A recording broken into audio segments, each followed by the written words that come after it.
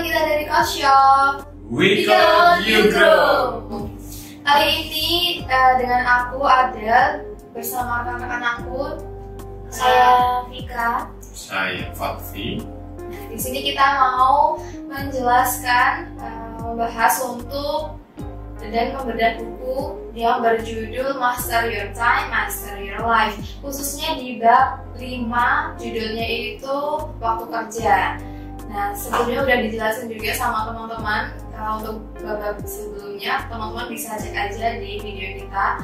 Untuk video saat ini kita mau bahas yang bab 5, khususnya menjelaskan tentang waktu kerja.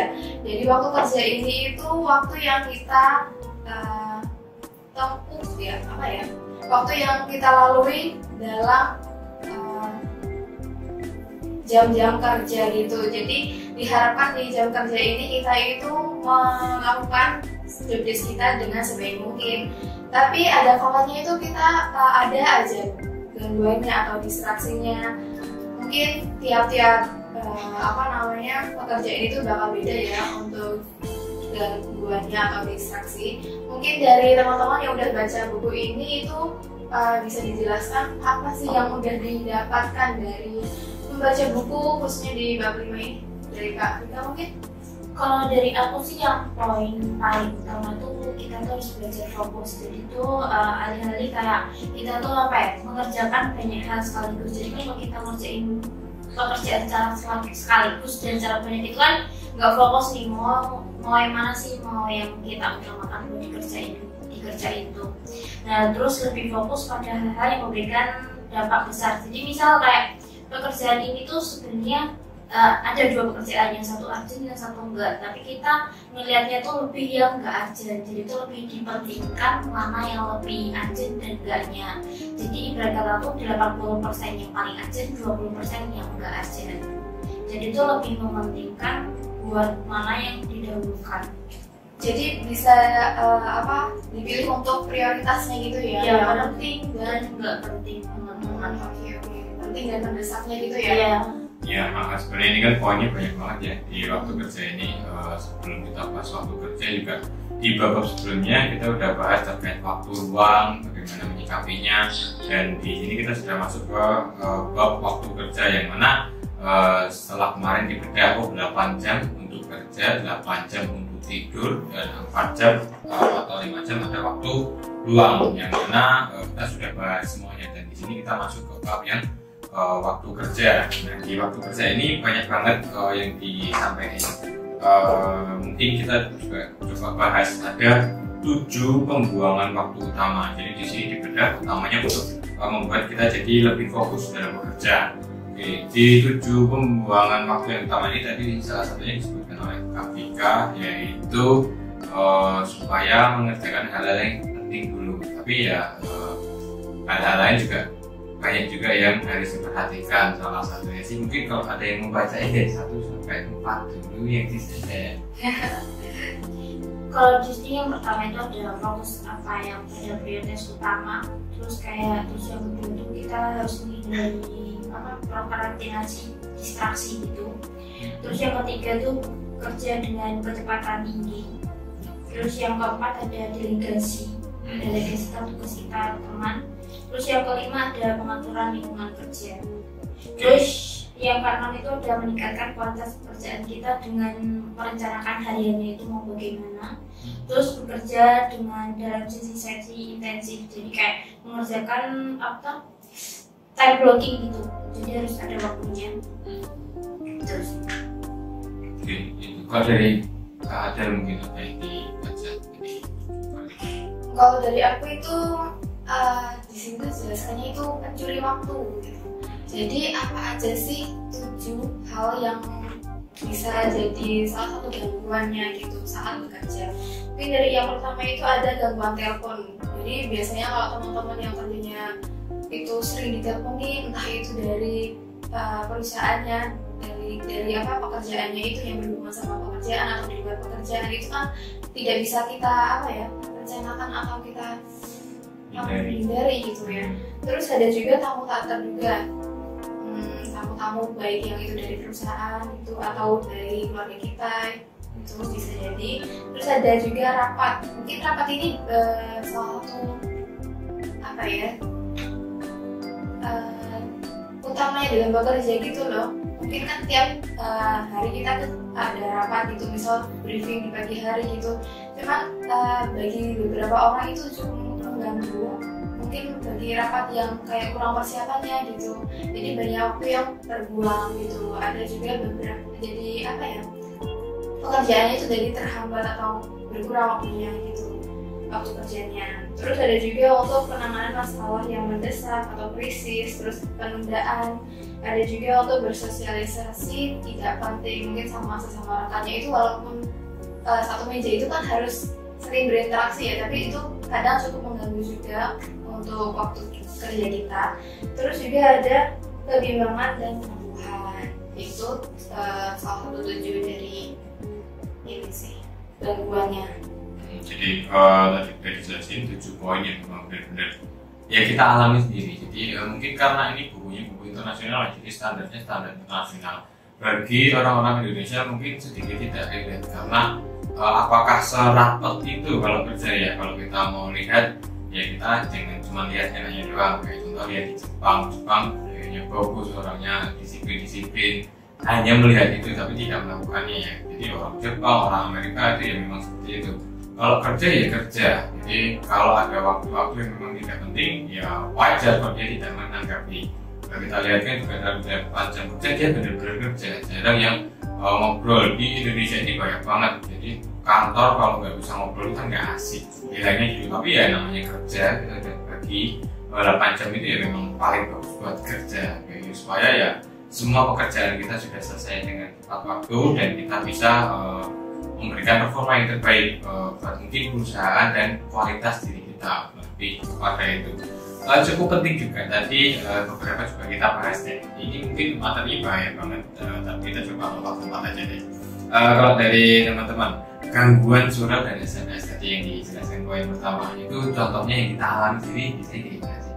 Kalau dari aku sih biasanya itu ada di telepon customer, tapi itu kan sebagai salah satu job desk-nya kan.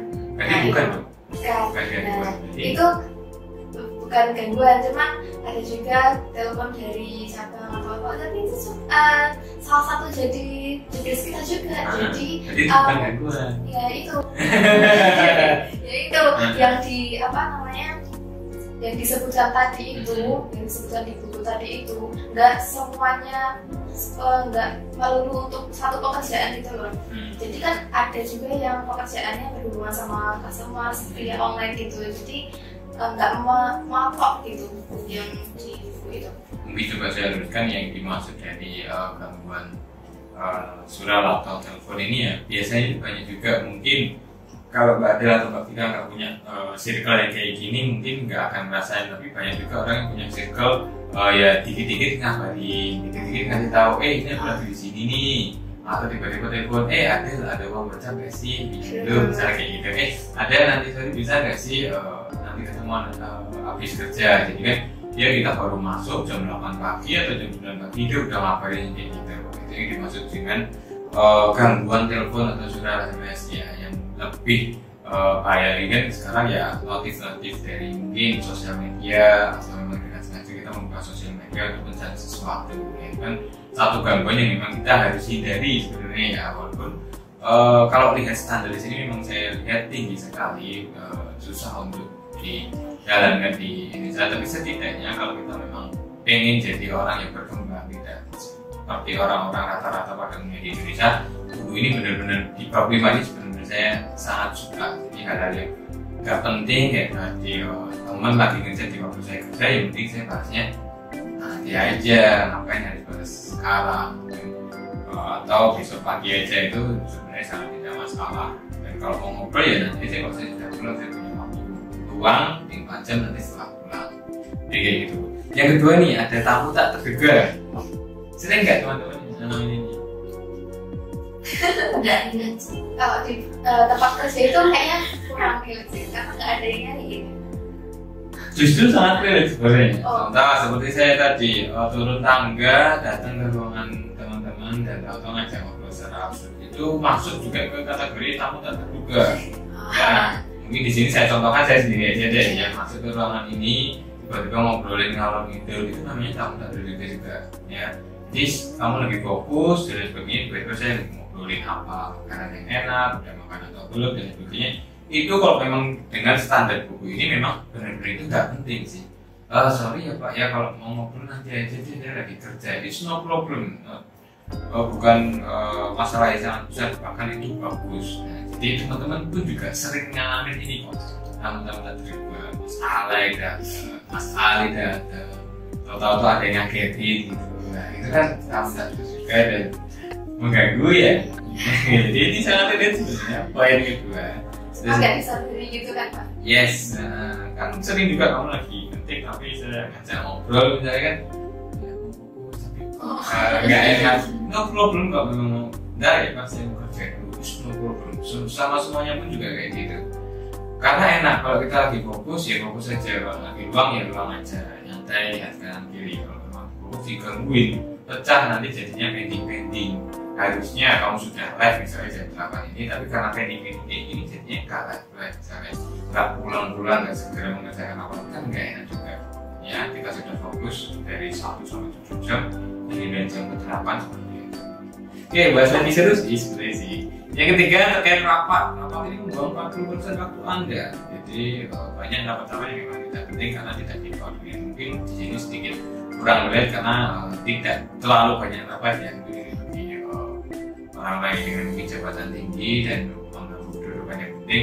Banyak rapat-rapat memang tidak penting, hanya menghasilkan nafsu saja rapat-rapat ini. Jadi di poin rapat ini pun juga diberikan 7 cara untuk menghindari rapat yang tidak penting atau menghindari waktu-waktu yang kurang optimal ini. Kita bahas lagi poin yang nomor 4, penanganan masalah mendesak dan kondisi darurat ini dapat mengalihkan fokus Anda. Contohnya, ini relate banget sih. Komplain. Bisa masuk komplain. Apakah komplain itu mengganggu pekerjaan teman-teman? Mengganggu karena harusnya nggak ada tapi jadi ada. Yes, good. Berarti ya memang itu hal yang mengganggu. Di sini berikan tips supaya teman-teman bisa ada ini juga. Yang pertama, berpikir sebelum bertindak. Jadi berhenti dan berpikirlah dulu sejenak sebelum bertindak. Apalagi komplain ya tadi kan ya. Komplain itu bukan hal yang kita harapkan, tapi tahu-tahu datang. Nah, sebelum memutuskan sesuatu itu, jadi berpikir dulu sebelum bertindak, jangan buru-buru pengen menyelesaikan komplain ini tapi ternyata jawabnya salah. Nah ini sangat-sangat penting. Terus yang kedua, delegasikan tanggung jawab ini untuk mengatasi krisis. Jangan sungkan-sungkan, biasanya kan ada juga dulu saya pernah ngomong juga, siapa nih yang bagian komplain, siapa yang bagian chat, siapa yang bagian follow up. Itu penting karena orang kalau sudah fokus, oke ini shift saya, lagi shift saya. Kalau ada komplain di shift pagi, saya akan alihkan ke shift malam. Misalnya seperti itu, tidak ada masalah. Jadi kan mendelegasikan sesuatu itu karena ada yang lebih penting. Lebih penting apa? Invoice pesanan lagi masuk, chat lagi banyak, itu lagi dibalas. Jangan kita terdistraksi karena komplain yang mungkin customer malam-malam. Jadi coba dibiarkan dulu atau didelegasikan ke orang lain. Ini penting dan memang kita bisa praktekkan. Oke, kemudian yang ketiga adalah tuliskan apapun krisisnya. Jadi kalau ada komplain apapun ditulis, catat, tambahin aja. Nanti kalau ada yang ditugasi kayak tadi, gimana hasilnya kita ikut menggunakan. Itu penting. Jadi setelah kalau udah dituliskan, oh iya ini coba. Tapi pikiran lega. Ya kan? Oke, good. Yang selanjutnya adalah dapatkan fakta-faktanya. Jangan dihiraukan opini.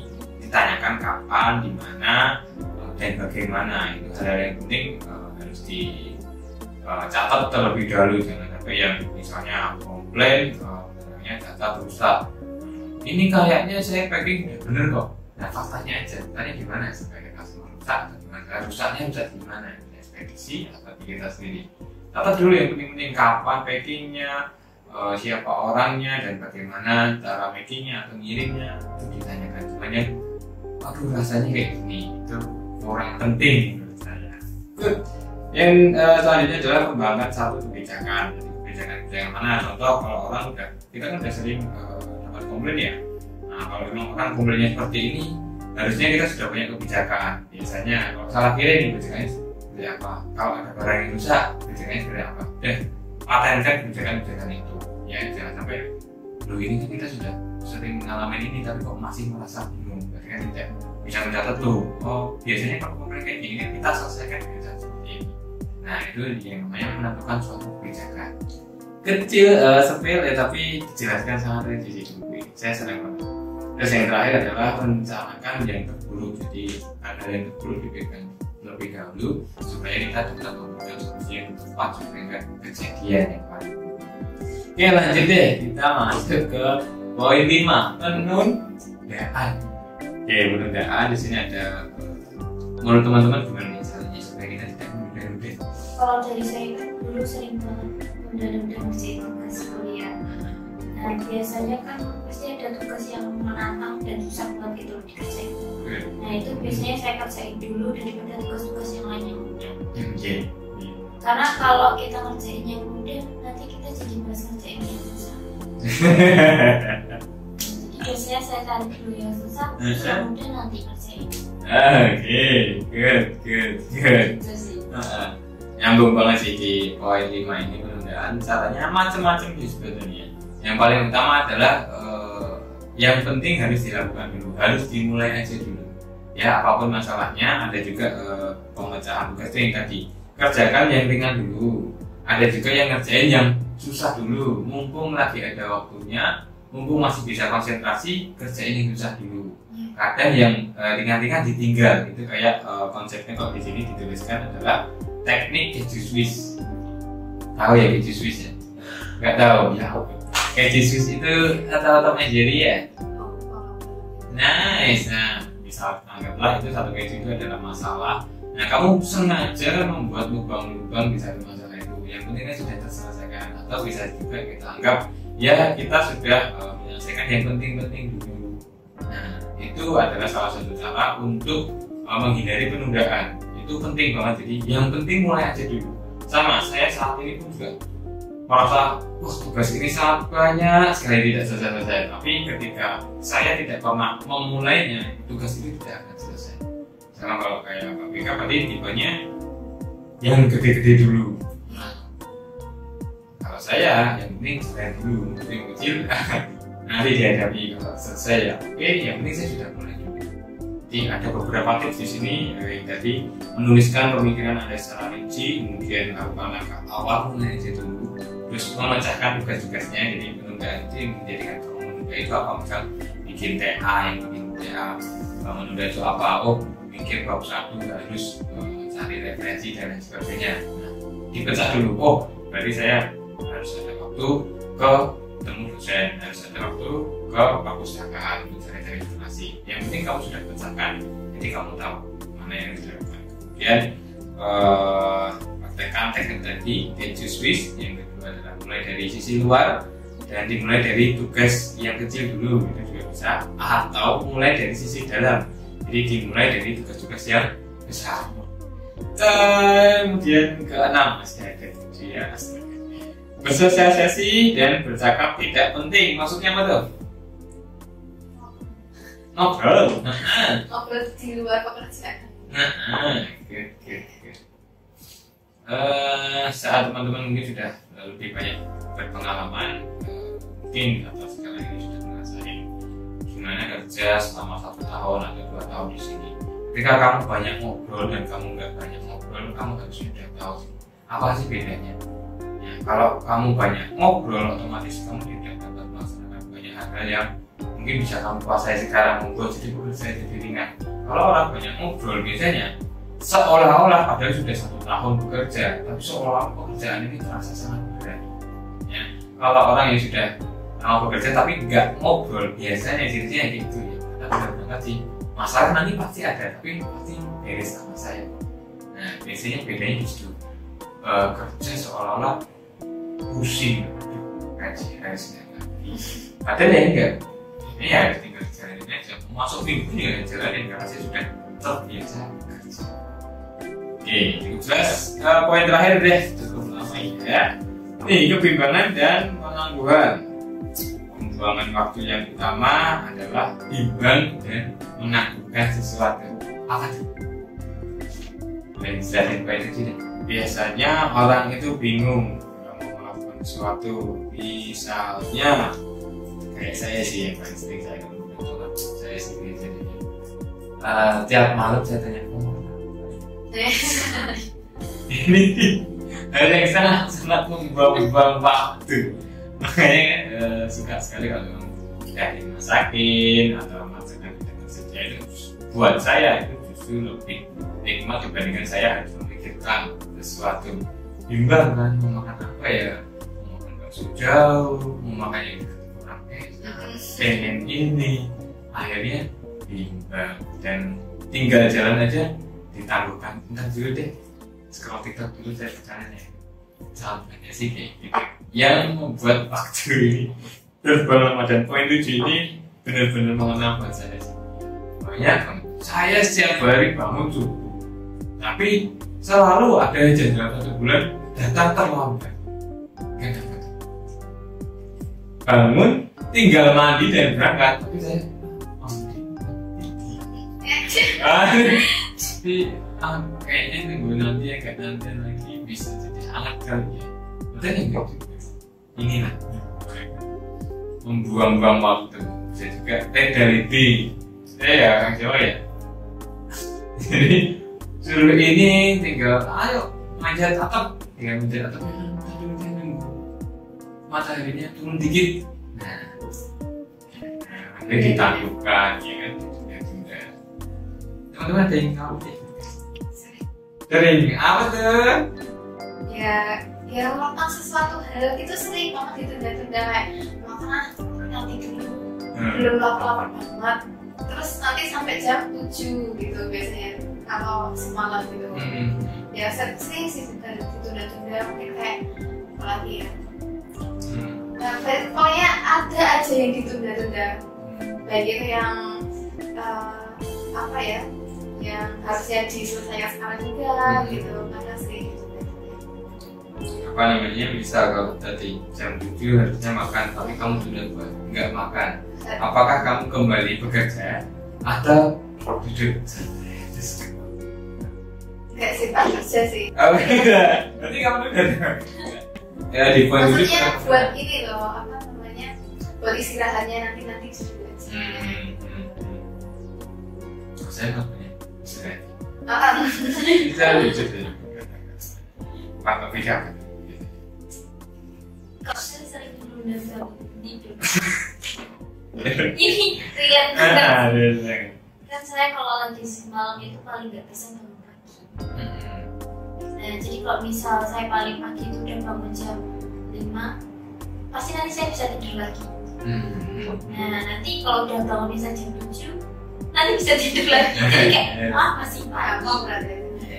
Jadi nanti kayak nanti akhirnya kayak udah siang, harus mikir masak, bersih dan lain-lain. Karena yang harusnya itu udah selesai, tapi saya baru mulai. Paling sering saya lakuin tiap hari. Yes, jadi ya poin 7 tadi adalah penangguhan ya. Waktu ini dimasukkan ke waktu kerja ya sebisa mungkin ketika kita kerja tidak banyak hal yang bisa menangguhkan itu. Ya YouTube dulu deh atau seri sini dulu deh. Kalau memang mungkin tidak waktu kerja, waktu istirahat lebih baik tidak dilakukan karena itu membuat distraksi. Kalau teman-teman bekerja di dalam pekerjaan itu bekerja secara berkelompok ya otomatis nanti akan mengganggu atau menyulitkan membuatkan sesuatu lebih kepada kelompok Anda. Saling mengingatkan pun juga nggak apa-apa ketika Anda merasa sudah bekerja dengan lebih baik. Kalau teman Anda ada yang lain dari ada yang kamu kalau berangkat tiap pagi mesti sarapan dulu di kantor, terus lihat TikTok dulu, lihat film dulu, nanti itu silakan diikuti juga nggak apa-apa karena kita bekerja dalam grup kelompok di sini, jadi growth better bersama, better gitu. Karena itu semua jadi kebiasaan, semua orang kelihatan. Oke, cukup deh, Mbak Ade, silakan tutup terlalu banyak materi kita hari ini. Jadi materi hari ini tuh sangat relate pada kita yang lagi kerja gitu. Dan buku ini sangat cocok banget buat teman-teman biar waktu kerjanya itu lebih efektif dan efisien.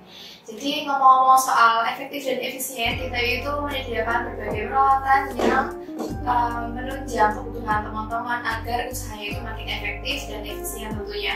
Kita ada apa aja, Kak? Ada printer ID card, terus juga ada printer barcode, terus ada scanner, terus ada supplies, mesin penghitung uang, dan juga lain dan sebagainya. Per customer ada ya teman-teman. Kita ada di berbagai cabang di Indonesia, ada di kota-kota besar seperti di Medan, Jakarta, Surabaya Barat, Surabaya Timur, Semarang, Makassar, dan kita ada di cabang Kalimantan, ada di Samarinda dan ada di Balikpapan. Buat teman-teman bisa langsung aja cek cloud shop di berbagai marketplace sayangnya teman-teman. Benar banget. Jadi ada di orange, merah, hijau, ada di hitam juga, biru, juga ada terserah macam-macam ada di mana-mana ya teman-teman. Oke, mungkin itu saja bedah buku pada kali ini. Sampai jumpa di kesempatan berikutnya. Talk show. Because you grow.